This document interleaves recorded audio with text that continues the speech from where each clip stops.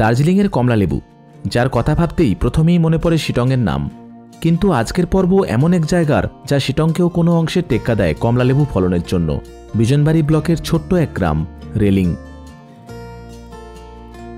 এখানে প্রায় 15-20টির মতো বড় বড় কমলালেবুর বাগান রয়েছে। অনেক পুরানো গাছ থাকায় ফলনও ভালোই হয়। দার্জিলিংয়ের কমলালেবু গন্ধ ও অধিক রসের জন্য বিখ্যাত। আর হবে নাই বা কেন? যে ফল কুঁড়ি থেকে পরিপক্কতা লাভ করতে 10 মাসেরও বেশি সময় নেয়, সেই ফল দেখতে হোক বা খেতে মিষ্টি তো হবেই। সঙ্গে থাকার ব্যবস্থাটা যদি হয় স্বপ্নের কটেজে, তাহলে তো পুরো ছুটিটাই জমে ক্ষীর, কি তাই না? আর সেই কটেজে যদি থাকে সুন্দর একটা ঝোলা বারান্দা, যে বারান্দায় বসে থেকে একটা পুরো বেলা কাটিয়ে দেওয়া যায় অলসভাবে। ফার্মস্টে থেকে 10-15 মিনিট একটু কষ্ট করে হেঁটে গেলেই পাওয়া যেতে পারে কমলা রস, যাতে মন একটু হলেও হতেও পারে বশ। কমলা লেবুর সিজনে না আসলেও ছোটডঙ্গিতে স্বচ্ছ স্রোত আর সবুজ চা বাগানের গন্ধ ভুলিয়ে দেবে সব মন্দ। সে যাই হোক, শুরু করছি আজকের পর্ব, যাতে হবে রেলিংয়ের গল্প।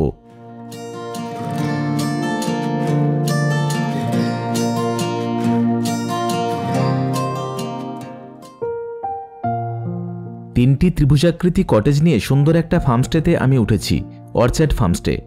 এক টুকরো সমান্তরাল জায়গায় অবস্থিত হওয়ায় চড়াই উতরাই ওঠানামার কোনো ঝামেলা নেই। ফার্মস্টে পর্যন্ত গাড়িও চলে আসে। বছর দেড়েক হলো চালু হয়েছে, ব্যবস্থাপনাও ভালোই দেখলাম।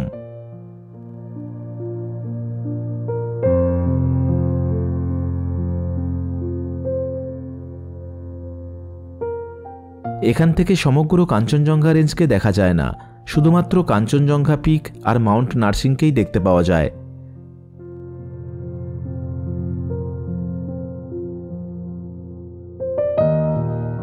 জায়গাটা এতটাই সুন্দর যে পাহাড়ের লোকেরাও উইকেন্ডে এখানে বেড়াতে আসেন। ইনি হলেন প্রীতি। এখানে এসেই প্রথম পরিচয় হলো। সপরিবারে মিরিক থেকে এখানে বেড়াতে এসছেন। দুপক্ষই ভ্রমণ পিপাসু হওয়ায় অল্পেই আমাদের আলাপ জমে উঠল।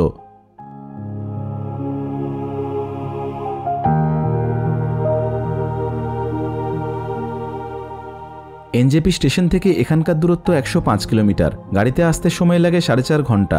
রিজার্ভ গাড়ি ভাড়া 4.5 থেকে 5.5 হাজার টাকা। আর যদি শেয়ার গাড়িতে আসতে চান তাহলে শিলিগুড়ির এয়ারভিউ মোড় থেকে বিজনবাড়ি পর্যন্ত এসে তারপর রেলিংয়ের জন্য সার্ভিস গাড়ি নিতে হবে। ভাড়া মোট 400 টাকার মতো। শিলিগুড়ি থেকে রেলিং পর্যন্ত ডিরেক্ট শেয়ার কার 1-2টোই আছে, তবে অনিশ্চিত।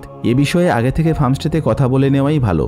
আর যদি দার্জিলিং থেকে আসতে চান সেক্ষেত্রেও চকবাজার থেকে বিজনবাড়ি পর্যন্ত এসে তারপর রেলিংয়ের গাড়ি ধরতে হবে। সকালের জলখাবার খেতে ফার্মস্টের ডাইনিং এরিয়াতে এলাম। এই জায়গাটিও খোলামেলার মধ্যে খুব সুন্দরভাবে তৈরি করা হয়েছে। জলখাবারে খেলাম পুরি, আলুর দম, অমলেট, স্যালাড আর আচার। এখানকার আলুর দমটা দুর্দান্ত লাগলো আমার।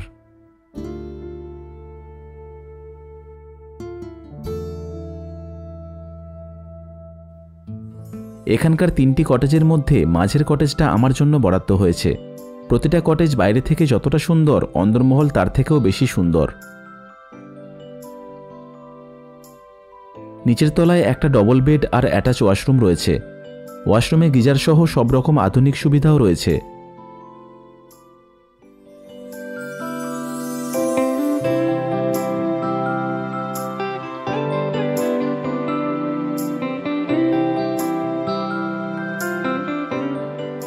উপরে ওঠানামার জন্য কাঠের সিঁড়ি করা আছে। সিঁড়ি বেয়ে উপরে উঠতেই এখানকার ব্যবস্থাপনাও এক নজরেই মন ছুঁয়ে গেল।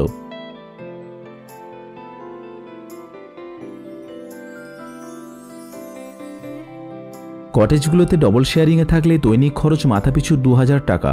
ট্রিপল শেয়ারিং বা তার বেশি জন থাকলে খরচ 1500 টাকা লাগে দৈনিক থাকা ও খাওয়া সমেত। শুধুমাত্র বারান্দাযুক্ত প্রথম কটেজটায় ট্রিপল শেয়ারিং বা তার বেশি জন থাকলে খরচ 1700 টাকা করে লাগে মাথাপিছু।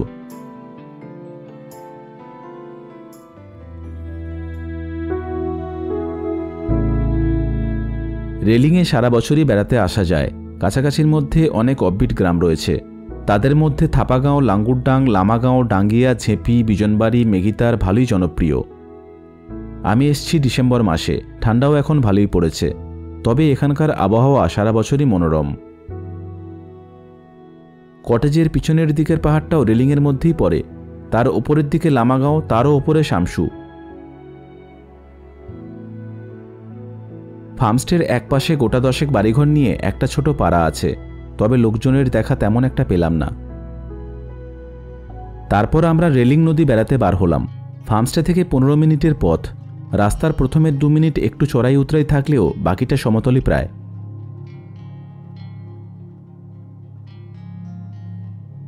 চারিপাশ সবুজে ঘেরা শান্ত পরিবেশ, তাই হাঁটতেও ভালোই লাগে। চারিদিকে জঙ্গল হওয়ায় প্রচুর পাহাড়ি পাখিরও দেখা মেলে।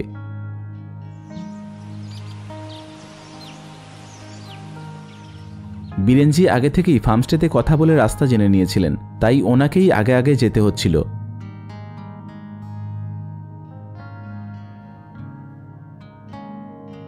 মাঝে কয়েকটা বাড়িঘর নিয়ে একটা ছোট পাড়া পড়ল। অনেক রকম শাকসবজির চাষ হচ্ছে এখানে, তবে আলুর ক্ষেতই বেশি চোখে পড়ল।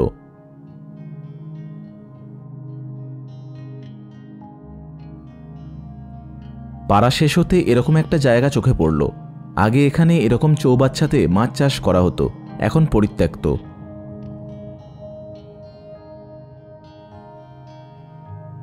তারপর নদীর উপরে পুরনো একটা লোহার ব্রিজের কাছে এসে পৌঁছালাম। বর্তমানে অন্যদিকে গাড়িপথ হয়ে যাওয়ায় এই পথে লোকজনের যাতায়াত নেই বললেই চলে, তাই এখানে প্রকৃতিও আবার তার নিজ ছন্দেই মেতে উঠেছে।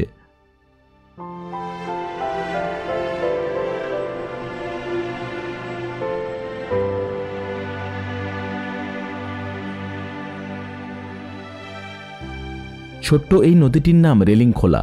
নিচের দিকে বয়ে গিয়ে বিজনবাড়ির কাছে ছোট রঙ্গিত নদীতে মিলিত হয়েছে।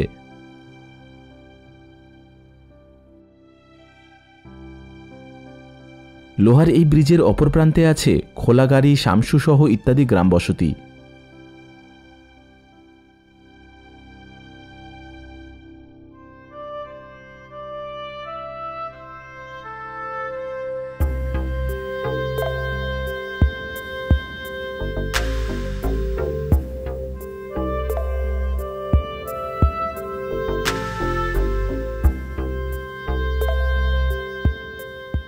নদীতে ঘণ্টাখানেক সময় কাটিয়ে ফার্মস্টেতে ফিরলাম।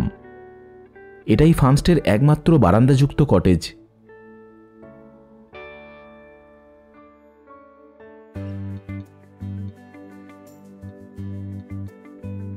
বাকি কটেজগুলোর মতো এখানেও নিচে একটা ডবল বেড আর অ্যাটাচ ওয়াশরুম।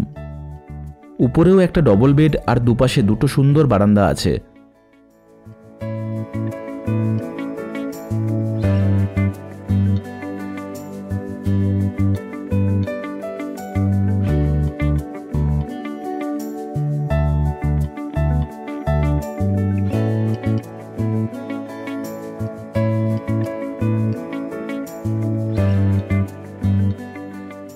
ফার্মস্টের এক ধার ঘেঁষে নতুন একটা কটেজ বানানোর কাজ চলছে, তাই এদিকটা একটু অগোছালোভাবেই পড়ে আছে।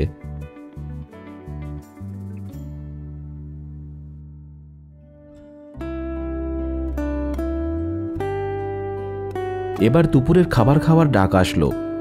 খাবার দাবার খুব যত্নের সাথেই পরিবেশন করে দেওয়া হয়।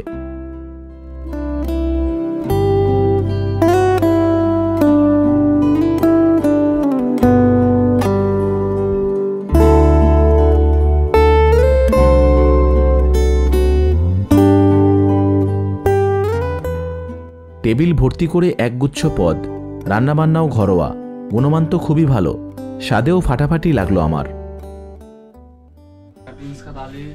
और ये आलू का चटनी है, ये लोकल लीटर का गोरखे अचार और गोभी और मटर, हाँ, और क्वास और अंडा कड़ी।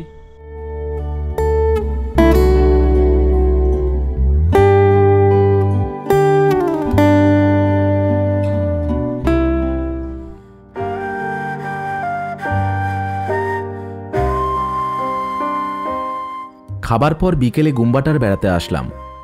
গুম্বা শব্দের অর্থ মনাস্ট্রি আর টার শব্দের অর্থ হলো খোলা জায়গা।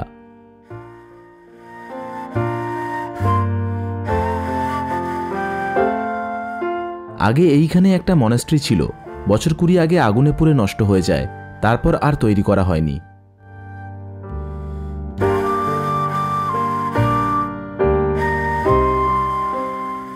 খোলামেলা এই জায়গাটা এতটাই সুন্দর যে গ্রামের অনেকেই এই স্থানে বেড়াতে আসেন।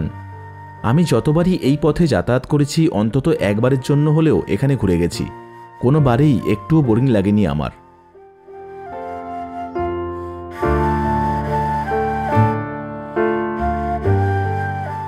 দূরে দেখতে পাওয়া যায় দার্জিলিং শহর, তার একপাশে কাঞ্চনজঙ্ঘা।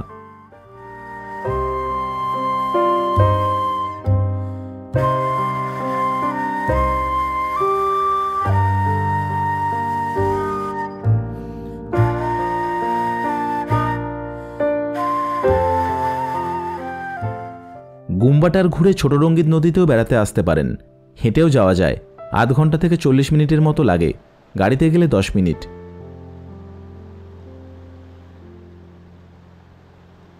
এগুলো গত এপ্রিলে তোলা, তবে বর্ষায় এই জায়গা ভয়ঙ্কর সুন্দর হয়ে ওঠে।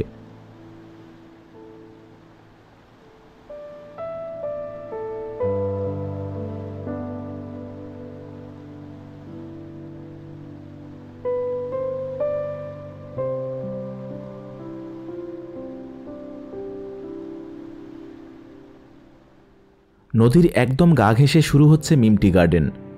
চা বাগান আর নদীর মেলবন্ধনে জায়গাটা এতটাই সুন্দর যে ফিরতে মন চাইবে না।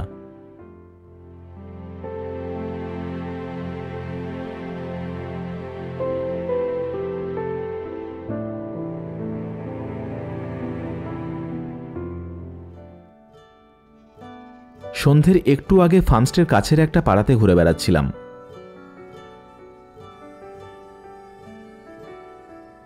মাঝে মধ্যেই রাস্তা অনেকেরই বাড়ির প্রাঙ্গণ দিয়ে চলে গেছে। বেশিরভাগ বাড়ি বিভিন্ন রঙিন ফুলগাছে ভরা।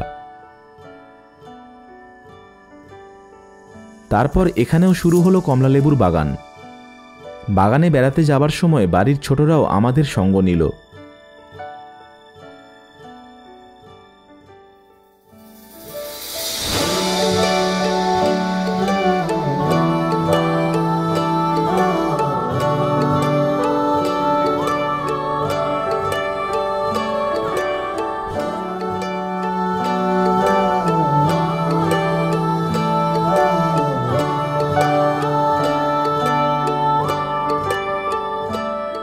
এই সব বাগানই ব্যক্তিগত মালিকানাধীন।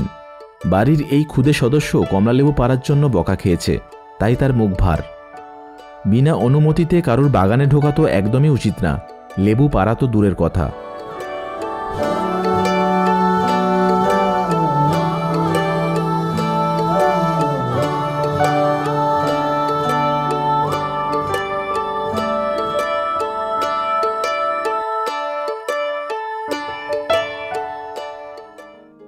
পাহাড়ের এই রাতের দৃশ্য দেখতে হলে ফার্মস্টে থেকে 2-3 মিনিট হেঁটে রেলিংয়ের মেন রাস্তার ধারে আসতে হয়। দূরের পাহাড়টায় ঝলমল করছে দার্জিলিং শহর, আর সামনে দেখা যায় মেরিবং টি এস্টেট ও সংলগ্ন জনবসতি।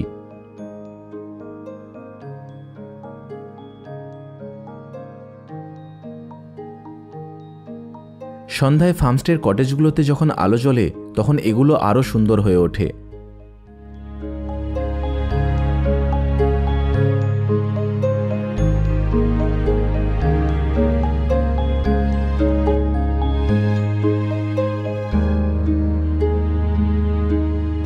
চাইলে এখানে বনফায়ার ও বারবিকিউয়ের ব্যবস্থাও করা হয়ে থাকে।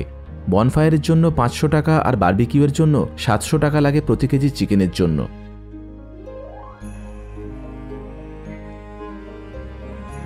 ফার্মস্টের পরিবেশ, আতিথেয়তা আর ব্যবস্থাপনা বেশ ভালো।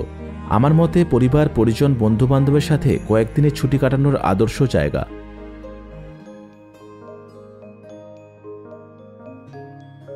রাতের ডিনারে খেলাম ভাত, ডাল, আলু ভাজা আর চিকেন কষা। প্রতিটা রান্নাই ভালো, তবে এখানকার চিকেন কষা একটু বেশি ভালো লাগলো আমার।